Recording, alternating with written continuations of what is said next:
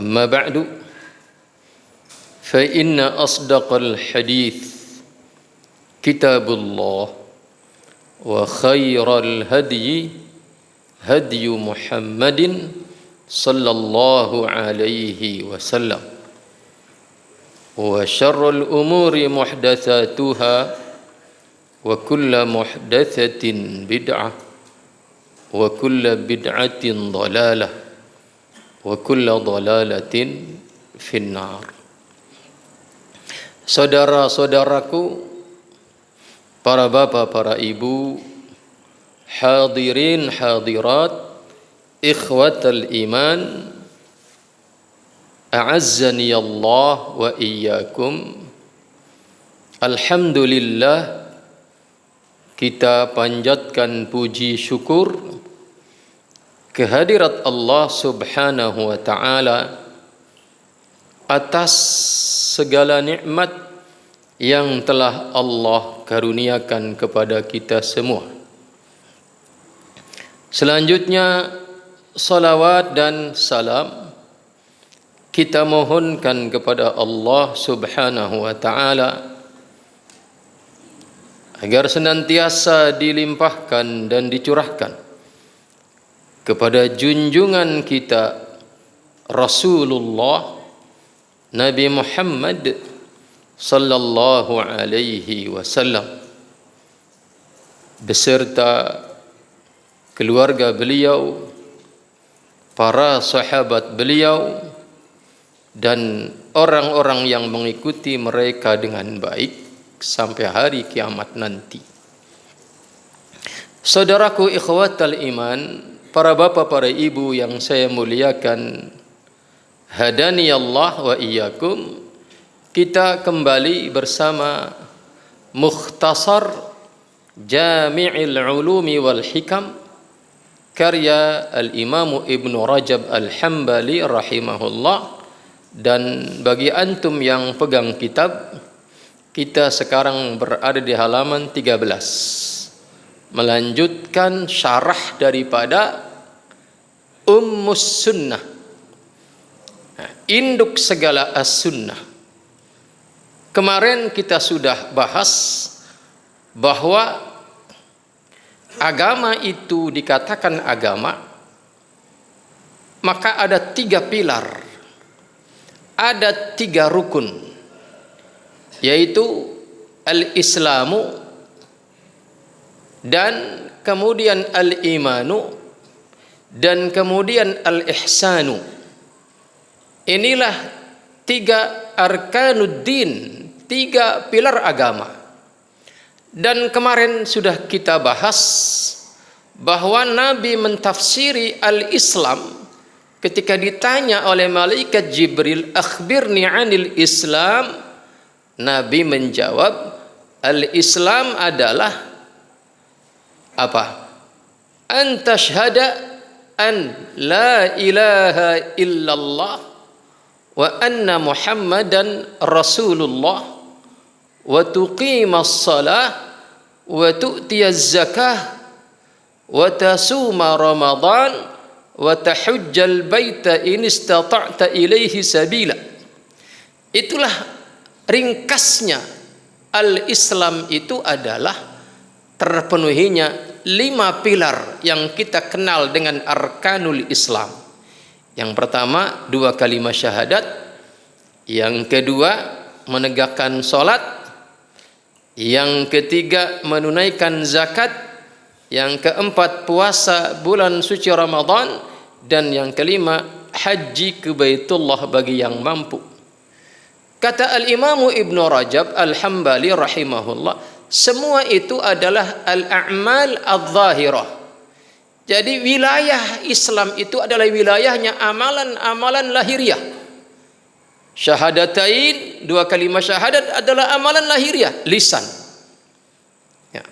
Kemudian salat adalah amalan lahiriah.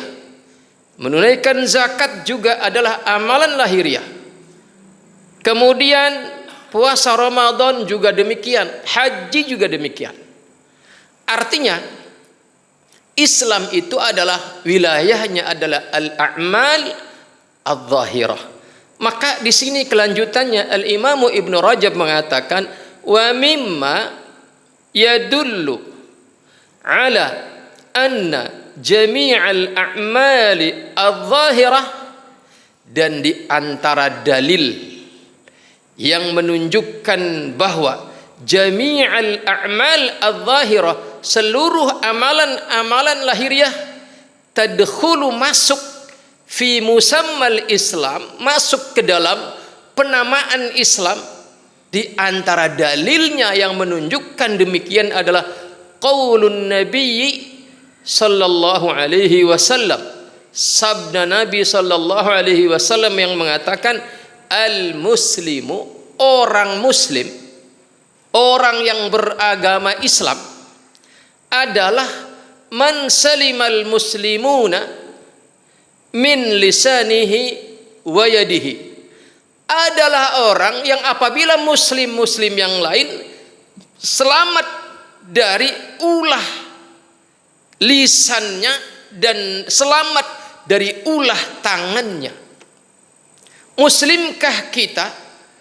Maka diantaranya adalah setelah terpenuhi 5 pilar Islam tadi, ditandai kemudian adalah ketika muslim-muslim yang lain selamat dari ulah tangan kita, selamat dari ulah lisan kita. Dan ini juga adalah amalan lahiriah.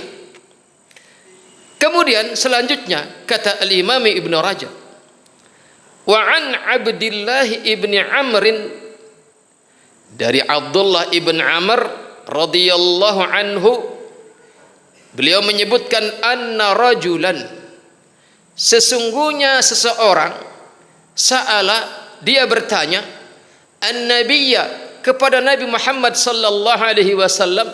Apa pertanyaannya? Ayyul islami khairun? Lelaki ini bertanya, Islam yang mana yang terbaik itu, kata lelaki ini. Maka Rasul menjawab dengan bersabda, kata beliau, an tut'imat ta'ama, engkau memberi makan, wa taqra'us salama, dan engkau mengucapkan salam, ala man arafta, kepada muslim yang engkau kenal, wa man lam ta'rif, dan juga kepada muslim yang engkau tidak mengenalnya. Ini pun lagi-lagi adalah wilayahnya adalah amalan lahiriah. Memberi makan, dijawab oleh Nabi, memberi makan sebagai khairul Islam, sebaik-baik keislaman seseorang. Mengucapkan salam, jangankan kepada orang yang kita kenal, bahkan orang yang kita tidak kenal pun, maka itu kita mengucapkan salam kepadanya, maka ini menunjukkan sebaik-baik keislaman seseorang. Saudaraku ikhwatal iman, hadani Allah wa iyyakum. Saya sedikit menguraikan hadis ini, mengutip apa yang dijelaskan oleh para ulama, bahwa ketika Nabi mengatakan wa tut'imut ta'am, ini tanpa menyebutkan apakah memberi makannya kepada orang fakir, orang miskin, orang du'afa, ataukah siapa. Oleh karenanya maka redaksi hadis ini mencakup seluruh siapapun. Ketika kita memberi makan, siapapun yang kita beri makan, maka itu masuk ke dalam wilayah apa yang disebutkan dari jawaban Nabi ketika ditanya ayyul islami khair, Islam yang mana yang terbaik. Maka Nabi menjawab, memberi makan kepada orang. Tentunya saudaraku ikhwatal iman, hadani Allah wa iyyakum, tentunya kemuliaan memberi makan ini betul menyeluruh kepada siapapun. Tetapi ada tingkat urgensinya. Ya, ada tingkat urgensinya. Siapa yang mendesak untuk kita prioritaskan kita beri makan? Kalau perlu sama susu juga. Ya. Maka ini ada tingkatan-tingkatan tersendiri. Ya. Tentunya yang terutama untuk kita prioritaskan adalah orang yang apa? mendesak untuk kita beri makan, dan ini kepada hal-hal yang wajib. Yang di antara terdepan adalah keluarga kita. Terus melebar. Tetapi kalau kita berada pada taraf mampu memberikan makan pada momentumnya masing-masing, maka walaupun itu bukan saudara kita, tetapi karena memang momentumnya kita memberi makan kepadanya, maka ini pun masuk ke dalam hadis ini. Contoh, ada orang kaya bertamu ke rumah kita. Dia orang kaya, tetapi ketika dia menjadi tamu kita dan kemudian kita memberikan makan kepadanya, ini pun adalah masuk ke dalam hadis yang ditanyakan kepada beliau, ayyul islami khairin, Islam yang mana yang baik? Maka Nabi mengatakan, engkau memberi makan, maka berilah makan. Jangankan kepada keluarga kita, jangankan kepada orang-orang miskin papa, jangankan kepada orang-orang yang melarat, ya, bahkan ketika kita memberi makan dan minum kepada orang yang kaya sekalipun, asalkan itu bukan wilayahnya, bukan wilayah zakat, maka itu adalah masuk ke dalam kategori keislaman yang baik atas diri seseorang. Selanjutnya, saudaraku ikhwatal iman, hadani Allah wa iyyakum. Poin yang kedua, sebagai jawaban Nabi atas pertanyaan ayyul islami khairun, Islam yang mana yang terbaik, Nabi menjawab yang kedua, wa taqra'us salam ala man arafta wa man lam ta'rif. Selagi dia muslim, ya, jangankan kita mengenalnya, bahkan seandainya kita tidak mengenalnya secara personal, maka kita ucapkan salam kepadanya, maka ini menunjukkan keislaman yang baik atas seseorang itu. Dan ini wilayahnya adalah wilayah amalan zahirah, amal zahirah, yaitu amalan lisan. Saudaraku ikhwatal iman, hadani Allah wa iyyakum, terkait menyampaikan ucapan salam, maka Fadilatul Syekh Muhammad ibn Salih Al-Utsaimin rahimahullah, terkait kepada siapa kita menyampaikan salam, ini manusia terbelah menjadi 3 golongan manusia. Yang pertama, kata beliau, adalah orang yang muslim. Maka setelah kita tahu dia adalah muslim, baik kita kenal maupun tidak kita kenal, maka sampaikan salam kepadanya. Dan ini adalah termasuk kepada sebaik-baik keislaman seseorang. Maka Nabi dalam hadis yang lain, khairukum man yabda'u bis salam, sebaik-baik kalian adalah yang mendahului menyampaikan ucapan salam kepada muslim yang lain. Ini kalau dia adalah muslim. Yang kedua adalah orang yang fasik. Orang yang fasik itu adalah orang yang mempertontonkan kemaksiatannya. Dia muslim, tetapi dia mempertontonkan kemaksiatannya. Maka kata Syekh Muhammad ibn Salih Al-Utsaimin rahimahullah, orang ini harus kita rinci. Jika kita mengembargo dari salam kepadanya, menyebabkan dia bertaubat, menghindarkan diri dari kefasikannya, maka kalau dengan kita mengembargo dari salam yang berarti itu ada manfaat untuk memaksa dia kembali kepada ketaatan, maka lakukan. Tetapi kalau itu tidak ada manfaat, ya, maka kita kembali kepada hukum asal, hak dia adalah muslim, maka sampaikan salam kepadanya. Sedangkan kelompok manusia yang ketiga adalah orang-orang kafir, maka jangan kita mengucapkan salam kepada mereka. Itulah saudaraku ikhwatal iman, di antara dalil-dalil pendukung apa yang dikatakan oleh Al-Imam Ibnu Rajab Al-Hambali, bahwa Islam itu ditafsiri sebagai amalan-amalan yang wilayahnya adalah amalan lahiriah. Wa kadzalika tarkul muharramat.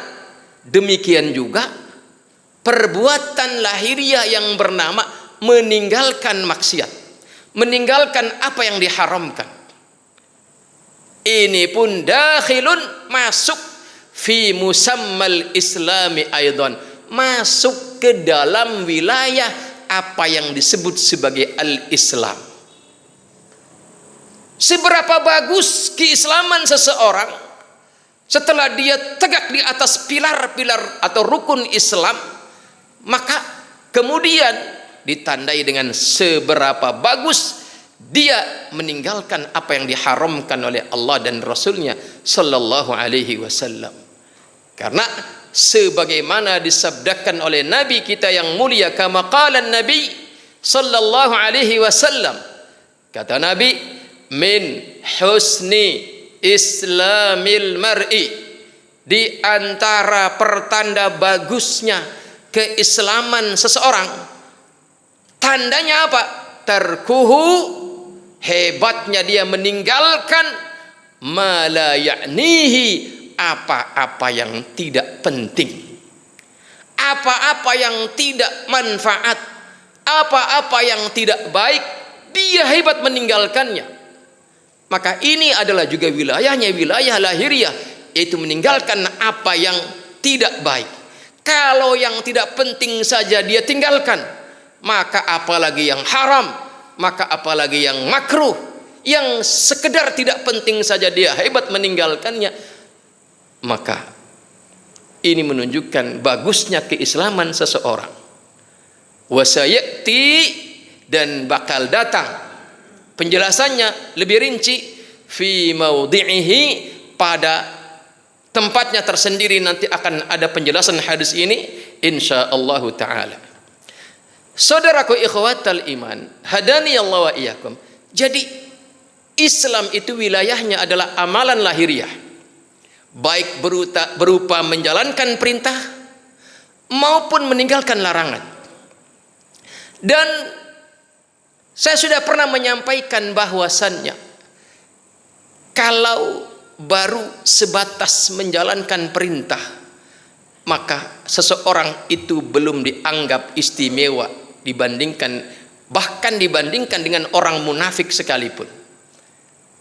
Kalau baru sebatas lahiriah. Karena apa?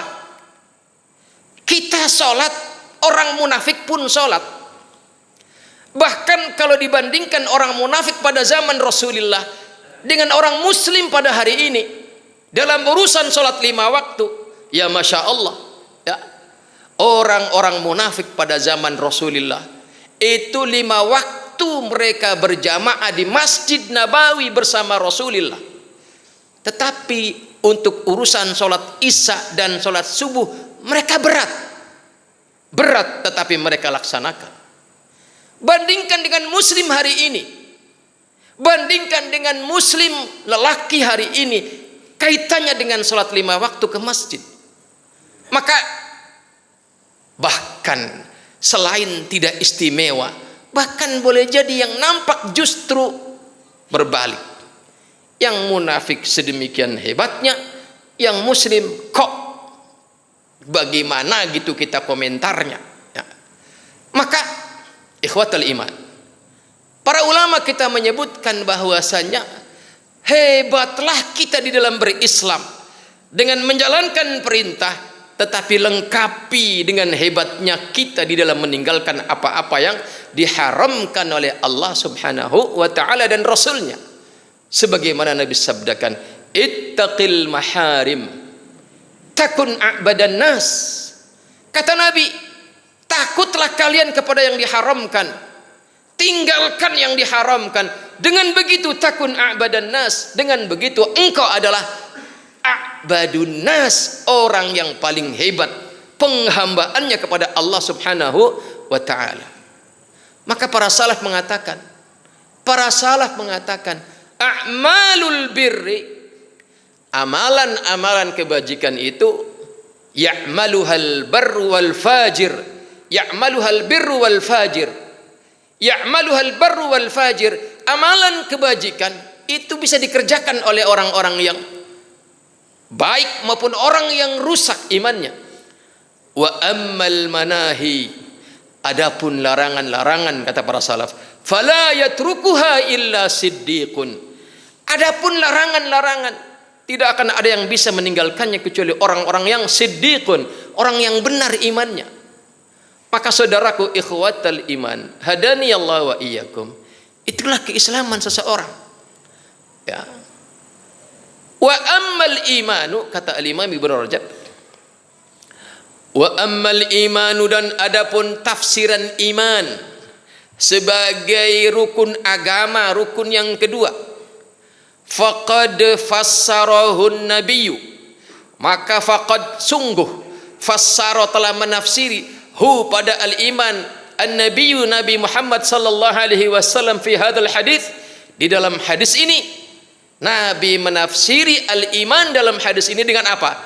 Bil i'tiqadati al-batinati, dengan tafsiran apa? Yaitu i'tiqad, keyakinan-keyakinan yang sifatnya batin, amalan batiniyah berupa keyakinan-keyakinan. Di mana kata Nabi ketika ditanya akhbirni 'anil iman, beliau menjawab antu'mina billahi, engkau beriman kepada Allah, wa malaikatihi, engkau beriman kepada malaikat-malaikat Allah, wa kutubihi, dan engkau beriman kepada kitab-kitabnya Allah, wa rusulihi, dan beriman kepada rasul-rasulnya Allah subhanahu wa ta'ala, wa bil ba'thi wal ba'thi ba'dal maut, dan kemudian beriman kepada hari kebangkitan, wa tu'mina bil qadari, dan engkau beriman kepada adanya takdir, khairihi, takdir yang baik, wa syarrihi, maupun takdir yang buruk. Inilah tafsir al-iman yang disampaikan oleh Rasulullah sallallahu alaihi wasallam ketika ditanya oleh seorang lelaki yang ternyata dia adalah malaikat Jibril. Ketika dia bertanya akhbirni 'anil iman, Rasul jawab dengan ini. Saudaraku ikhwatal iman, hadani Allah wa iyyakum, kita ulas satu dulu, yaitu iman kepada Allah. Saudaraku ikhwatal iman, kita semua pasti sepakat bahwasannya iman kepada Allah itu adalah a'zamu arkanil iman, paling agung-agungnya rukun iman. Bahkan seandainya pun ada orang, seandainya ada orang memiliki keyakinan yang kokoh akan adanya malaikat, memiliki keyakinan yang kokoh terhadap kitab-kitab suci, memiliki keyakinan yang kokoh terhadap Rasulnya, memiliki keyakinan yang kokoh terhadap adanya hari kiamat, memiliki keyakinan yang kokoh akan takdir baik dan buruk, tetapi dia menafikan Allah, dia tidak beriman kepada Allah, maka runtuh seluruh keimanannya itu. Maka penting kita bahas tentang iman kepada Allah subhanahu wa ta'ala. Saudaraku ikhwatal iman, hadani Allah wa iyyakum, berbicara tentang iman kepada Allah itu artinya adalah meyakini akan adanya Allah, ya, dengan segala kekhususannya. Ya. Makanya ketika para ulama menjelaskan apa itu tauhidullah, ya, para ulama menjelaskan tauhidullah itu adalah ifradullahi bima yakhtassu bihi minar rububiyyati wal uluhiyyati wal asma'i was sifat. Kata para ulama, definisi meyakini Allah adalah artinya apa? Mengesakan Allah dengan segala apa yang menjadi kekhususannya dalam perkara rububiyah, dalam perkara uluhiyah, dalam perkara al-asma' was sifat. Inilah maksud iman kepada Allah Subhanahu wa taala, adalah kita meyakini adanya dan meyakini kekhususan dalam rububiyahnya, dalam uluhiyahnya, dalam asma dan sifatnya. Saudaraku ikhwatal iman, hadani Allah wa iyyakum. Berbicara mengesahkan Allah dalam rububiyahnya, artinya kita meyakini keberadaan Allah adalah sebagai satu-satunya Rabb bagi alam raya ini. Allah adalah Rabbul Alamin. Maksudnya bagaimana? Yakni kita meyakini adanya Allah sebagai satu-satunya yang memiliki keistimewaan, kekhususan rububiyah, yakni dalam 3 perkara. Ketika berbicara Allah sebagai Rabb, sebagai satu-satunya Rabbul Alamin, itu artinya terkait 3 perkara. Yang pertama, dalam hal mencipta, dialah satu-satunya yang mencipta seluruh alam raya. Dan alam raya itu definisinya adalah ma siwallah, apa-apa yang selain Allah itu disebut alam raya, dan semua itu adalah makhluk ciptaan Allah, dan kewenangan dan kemampuan yang menciptakan itu hanya Allah, tidak ada sekutu baginya. Wal milki atau wal mulki, yang kedua dalam perkara kepenguasaan, dialah yang mencipta, maka dialah yang memiliki, dialah yang menguasai. Wat tadbir, dan dialah yang mengelola. Dialah satu-satunya sang pencipta, dialah satu-satunya yang menguasai, maka dialah satu-satunya yang mengelola. Inilah yang dimaksud dengan tauhidur rububiyah, yaitu meyakini Allah sebagai satu-satunya sang pencipta, sebagai satu-satunya sang penguasa yang memiliki dan menguasai, dan sebagai satu-satunya sang pengelola alam raya ini. Ikhwatal iman, hadani Allah wa iyyakum. Kata Al-Imam Ibnu Rajab Al-Hambali rahimahullah, maka iman kepada Allah adalah yakni merupakan a'zamu arkanil iman, paling agung-agungnya rukun iman. Saudaraku ikhwatal iman, hadani Allah wa iyyakum. Al-Imam Ibnul Qayyim Al-Jauziyah rahimahullah di dalam kitabnya Madarijus Salikin, ya, di dalam kitab Madarijus Salikin beliau mengatakan, ketika Allah itu sebagai Rabbul Alamin, ya, ketika Allah itu kita yakini sebagai satu-satunya Rabbul Alamin, maka konsekuensi dia sebagai Rabbul Alamin, maka dialah yang mengelola, dialah yang memberikan kebutuhan ciptaannya, dialah yang memberikan kebutuhan ciptaannya. Ketika Allah menciptakan kita, kemudian kita lahir ke muka bumi, memiliki kebutuhan yang beragam, maka seluruh kebutuhan itu dengan ketentuannya telah Allah tetapkan, telah Allah siapkan kebutuhan itu.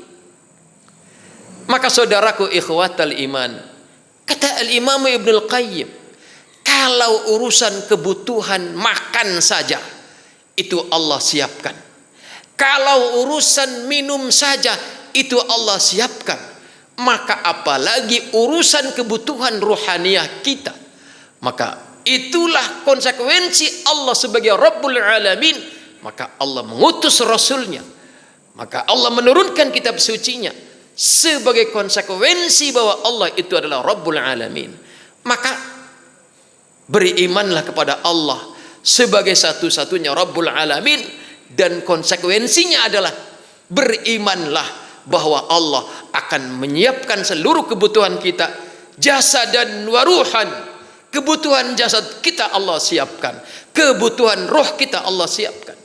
Maka kita akan mudah menerima kebenaran tentang al-iman ini. Saudaraku ikhwatal iman, hadani Allah wa iyyakum. Maka kata Fadilatul Syekh Muhammad ibn Salih Al-Utsaimin rahimahullah beliau mengatakan dalam kitab Al-Qaulu Al-Mufid ala Kitabit Tauhid, beliau mengatakan yaitu tauhidur rububiyah.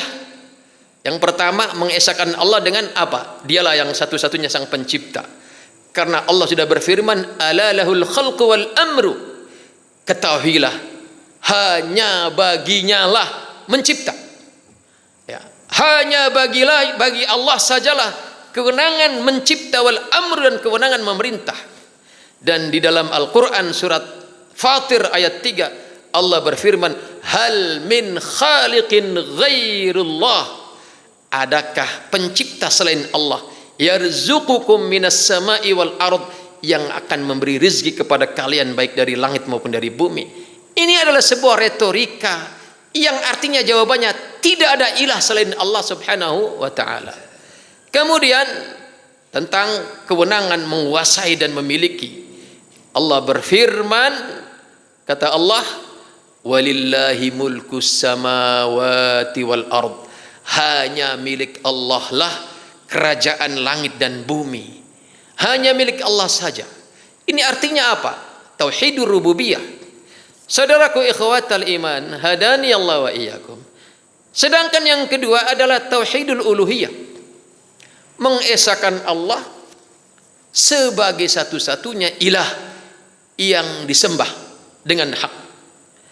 Ya, maka kata Fadilatul Syekh Muhammad ibn Salih Al-Utsaimin rahimahullah di dalam kitabnya Al-Qaulu Al-Mufid ala Kitabit Tauhid, ketika berbicara al-ibadah sebagai hak Allah yang harus kita tunaikan kepadanya, sebagai konsekuensi kita beriman kepada Allah sebagai Rabbul Alamin, maka ketika berbicara tentang ibadah kepada Allah, maka yang segera termunculkan dari kalimat itu adalah dua perkara. Beribadahkah kita kepada Allah? Tengok terhadap dua perkara ini terpenuhi apa tidak. Yang pertama kata beliau, makna ibadah itu adalah at-tadhallulu, merendahkan diri. Merendahkan diri kepada Allah subhanahu wa ta'ala. Ini makna ibadah yang segera muncul ketika disebutkan kalimat al-ibadah kepada Allah. Maka barang siapa yang tadhallulnya kepada selain Allah, maka ini adalah bukan ibadah yang diinginkan oleh Allah subhanahu wa ta'ala. Berarti dia bukan ahli tauhid. Makna yang kedua, ketika disebutkan ibadah kepada Allah, itu artinya adalah apa? Al-muta'abbadu bih, jenis ibadahnya. Ya. Dan jenis ibadah itu kata Syekhul Islam Ibnu Taimiyah rahimahullah adalah ismun jami'un likulli ma yuhibbuhu Allah wa yardah minal aqwali wal af'ali adh-dhahira wal batinah, yaitu segala apa yang dicintai dan diridhoi oleh Allah, baik berupa ucapan maupun berupa perbuatan lahiriah maupun batiniah. Inilah jenis ibadah. Maka dari dua makna ibadah ini, kata Syekh Muhammad ibn Salih Al-Utsaimin rahimahullah, berarti orang yang telah menegakkan tauhidul uluhiyah adalah ketika dia apa? Ifraduhu ta'ala bi an takuna 'abdan lillahi wahdah tufriduhu bitadhallul mahabbatan wa ta'ziman wa ta'buduhu bima syara'. Inilah ibadah yang sesungguhnya, yaitu sifatnya tadhallul hanya diberikan kepada Allah dan jenisnya adalah bima syara'a. Maka ini adalah ibadah. Sudahkah kita beribadah kepada Allah? Lihat sifat pelaksanaannya. Apakah tadhallul hanya kepada Allah, merendahkan diri hanya kepada Allah, atau ikhlas semata karena Allah dengan mahabbatan wa ta'ziman, atas dasar cinta dan mengagungkan Allah dengan penuh tadzallul. Kemudian yang kedua, jenis yang dilaksanakan berupa ibadah itu apakah bima syara', dengan apa yang telah disyariatkan oleh Allah dan Rasulnya, ataukah bukan? Jika hilang salah satunya, maka waspadalah, jangan-jangan kita belum memenuhi hak Allah berupa tauhidul uluhiyah. Saudaraku, ikhwatal iman, hadani Allah wa iyyakum. Inilah wilayah mengesahkan Allah, beriman kepada Allah subhanahu wa ta'ala, beribadah semata dalam rangka merendahkan diri, berarti mengagungkan Allah, merendahkan diri kepada Allah, hanya kepada Allah, semata kepada Allah. Ini yang disebut dengan, sering kita sebut sebagai ikhlas, semata kepada Allah, semata karena Allah. Dan jenis pelaksanaannya, baik yang zahirah maupun yang batinah, itu adalah harus bima syara', dengan apa yang telah disyariatkan oleh Allah dan Rasulnya. Maka itulah ibadah. Saudaraku, ikhwatal iman, hadani Allah wa iyyakum. Maka lihatlah jenis ibadah kita. Jika itu sudah muqayyad, dibatasi jumlahnya, jenisnya, waktunya, sifat pelaksanaannya, sebab pelaksanaannya, jika sudah ditetapkan, maka ikuti ketetapannya.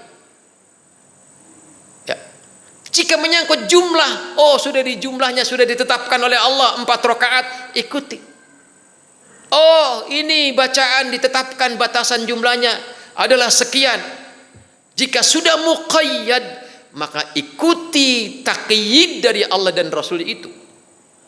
Dan jika mutlak, maka yang penting adalah sebagaimana dikatakan oleh Al-Imam Ibnul Qayyim Al-Jauziyah rahimahullah dalam kitabnya Al-Fawaid, seutama-utama ibadah itu adalah satu kesatuan antara lahir dan batin kita, dan jenisnya adalah datang dari Allah dan Rasulnya. Satu kesatuan lahiriah dan batiniah kita dalam pelaksanaan ibadah itu, dan jenis ibadahnya adalah bima syara', dengan apa yang disyariatkan oleh Allah dan Rasulnya.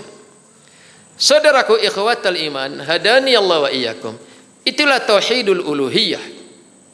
Allah berfirman, ya ayyuhan nasu'budu rabbakumul ladzi khalaqakum walladzina min qablikum la'allakum tattaqun.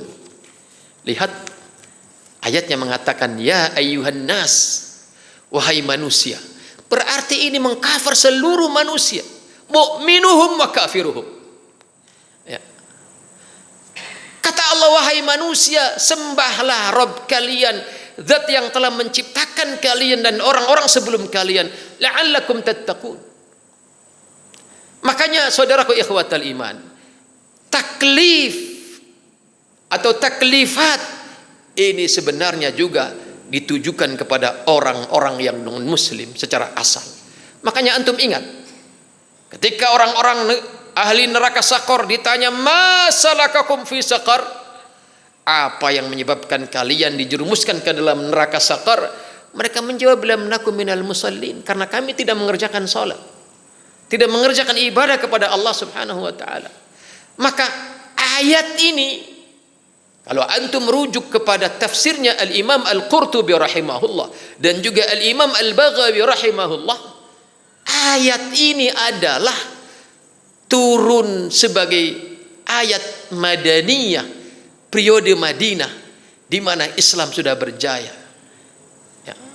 Artinya saudaraku ikhwatal iman, dan kata Al-Imam Al-Qurtubi dan Al-Imam Al-Baghawi rahimahumallah, ayat ini adalah rentetan daripada ayat-ayat yang berbicara tentang orang-orang munafik dan orang-orang kafir di awal-awal surat Al-Baqarah. Ya, ini ayat yang saya bacakan ini adalah Al-Baqarah ayat 21. Ayat-ayat sebelumnya berbicara tentang orang mukmin, berbicara tentang orang munafik, juga berbicara tentang orang kafir. Artinya maka ayat ini mengcover semua, seruan ayat ini khitabnya ditujukan kepada semua manusia, mu'minuhum wa kafiruhum wa munafikuhum, semuanya terkena perintah untuk beribadah kepada Allah Subhanahu wa taala. Tetapi tentunya jikapun orang kafir itu salat, jikapun orang munafik itu salat, karena tidak ada keimanan, maka sia-sia belaka. Maka beriman kepada Allah itu adalah merupakan pondasi utama, ya, yang dengannya kebaikan itu tetap sebagai kebaikan. Ya, tauhidullah dalam rububiyah, dalam uluhiyah, dalam asma dan sifat, itu adalah merupakan pilar yang dengannya kebaikan itu dianggap kebaikan oleh Allah, yang dengannya ketaatan yang syar'i itu adalah ketaatan di mata Allah. Maka perbaikilah tauhid kita, perbaikilah iman kita. Selanjutnya yang terakhir berkait dengan keimanan kepada Allah sebagai rukun iman yang pertama, kaitannya dengan iman kepada Allah adalah tauhidul asma was sifat, yaitu mengesahkan Allah dalam asma dan sifatnya. Kata Syekh Muhammad ibn Salih al-Utsaimin rahimahullah, maka tegaknya tauhidul asma was sifat itu adalah mengandung dua hal. Apabila kita mengklaim mengesahkan Allah dalam asma dan sifatnya, maka sudahkah terkandung dua hal? Jika iya, maka benar tauhid kita. Yang pertama adalah al-itsbat, menetapkan seluruh asma dan sifat yang Allah tetapkan untuk dirinya, baik dalam Al-Quran maupun melalui lisan Rasulnya dalam sunnah yang sahihah, kita tetapkan semuanya. Ini yang pertama. Yang kedua adalah apa?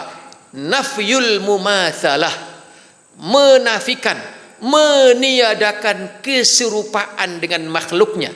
Jangan pernah menyerupakan asma dan sifatnya Allah dengan makhluknya. Setelah kita menetapkan adanya asma dan sifat yang Allah tetapkan dalam Quran dan sunnah Nabi-Nya, kemudian kita harus menetapkan juga, yakni tidak adanya keserupaan semua itu dengan seluruh makhluknya, walaupun boleh jadi ada kesamaan dalam penyebutan lafaz, ya, mendengar, melihat, ya, menyayangi, itu semua adalah kalimat-kalimat yang bisa dinisbatkan kepada siapapun. Tetapi mendengarnya Allah berbeda dengan mendengarnya makhluknya.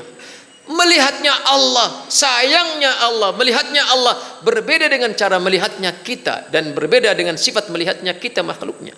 Makanya kata beliau Syekh Muhammad ibn Salih al-Utsaimin rahimahullah, terkait tauhidul asma wa sifat ini manusia terbelah menjadi tiga. Yang pertama, orang yang tidak menetapkan apa yang telah ditetapkan oleh Allah dan Rasulnya dalam perkara asma dan sifat Allah, maka dia adalah mu'attil, orang yang meniadakan. Berarti dia adalah orang yang tidak meyakini akan adanya Allah, karena berbicara tentang sifat itu sama saja berbicara tentang zat. Maka barang siapa yang menolak asma dan sifat Allah, maka sama saja dia menolak keberadaan zat Allah subhanahu wa ta'ala. Itu yang pertama. Yang kedua, orang yang menetapkan tetapi menyerupakan. Ya, Allah punya tangan, tangannya seperti manusia. Maka ini adalah apa? Setara dengan orang-orang musyrik yang menyembah selain Allah subhanahu wa ta'ala. Dan yang ketiga, yang terakhir adalah menetapkan asma dan sifatnya Allah sebagaimana Allah dan Rasulnya tetapkan dalam kitab suci dan sunnah Rasulnya. Kemudian dia tidak menyerupakan semua itu dengan sifat dan nama makhluknya, maka dialah orang-orang ahli tauhid. Menetapkan asma dan sifatnya Allah yang telah ditetapkan oleh Allah dan Rasulnya tanpa mumatsalah, tanpa menyerupakan dengan asma dan sifat makhluknya, maka dialah ahli tauhid dalam tauhidul asma wa sifat. Demikian, semoga bermanfaat. Dan insya Allah akan kita lanjutkan pembicaraannya pada pertemuan yang akan datang, insya Allah. Subhanakallahumma bihamdika asyhadu an la ilaha illa anta astaghfiruka wa atubu ilaik. Assalamualaikum warahmatullahi wabarakatuh.